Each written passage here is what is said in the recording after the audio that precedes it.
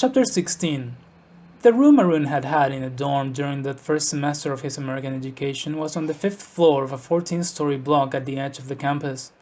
He shared it with a mostly silent student from Louisiana who would lie on his back smoking an endless chain of cigarettes, filling the small concrete cell with a thick yellow smoke that brought on Arun's asthma.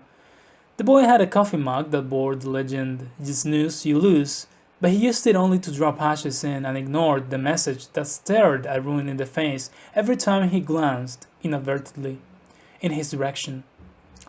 The room was at the end of a long corridor scribbled over with graffiti in chalk, charcoal, spray paint, lipstick, possibly even orgier, and its one window, an oblong of uncurtained glass, looked out onto the parking lot. From his desk, Arun could look across its bleak expanse, watch students drive off in their cars, leaving behind pools of oil and grease. On Friday nights, even this desolation would explode, quite literally, as students hurled beer cans out of the windows. Sometimes, entire garbage bags filled with them, and bottles were flung down to shatter spectacularly. The emptiness of Arun's weekends would be punctuated by sudden eruptions of music from enormous pieces of sound equipment set up or transported across the campus. These were like voices shouting out of another world, another civilization.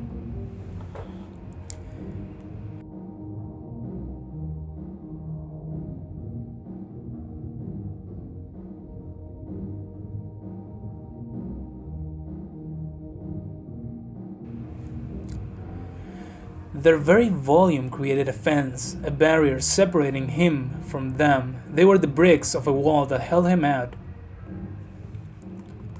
It was much the same in the classes he attended. After taking a look around the classroom at his fellow students and noting the young man who wore his hair in a plait, the older woman who had short gray hair on which she always wore a baseball cap, the young girl who hungrily ate her way through packages and cartons full of food, bottles full of colored liquids, rolls of candy and gum, then finished off with a very ripe banana or an almost rotten orange. His instant reaction was to reject them all as potential allies or friends. After that, he could lower his face into his books, hide himself behind his thick glasses, and excuse himself from any further involvement with them. Once, he had run into the older lady from his geology class in the cafeteria. He had not noticed she was sitting at the table till he had already put down his tray beside her, and it was too late to be able politely to change his mind.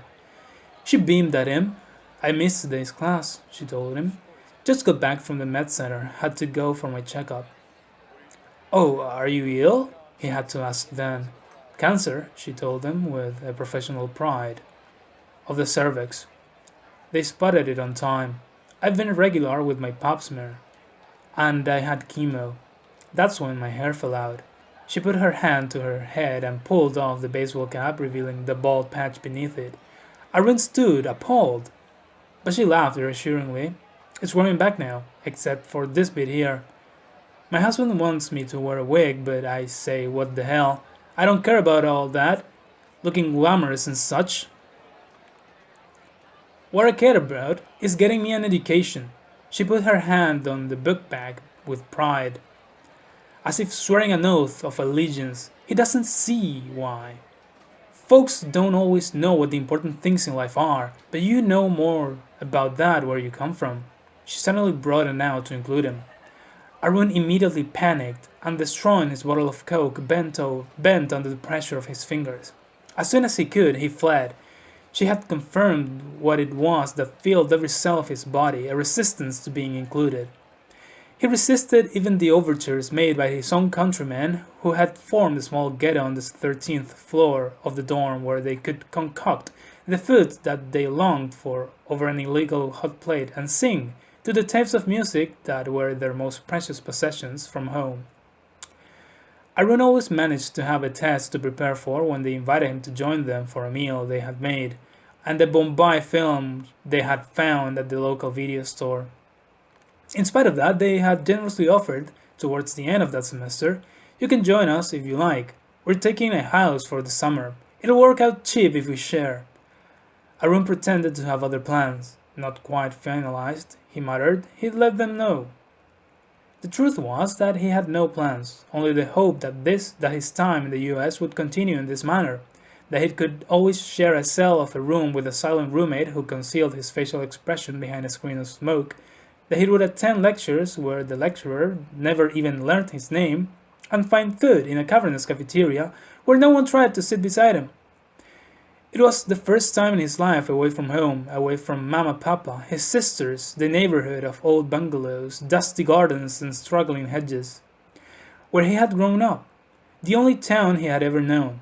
He had at last experienced the total freedom of anonymity, the total absence of relations, of demands, needs, requests, ties, responsibilities, commitments. He was Arun. He had no past, no family, and no country. The summer in the US stretched out open, clear and blank.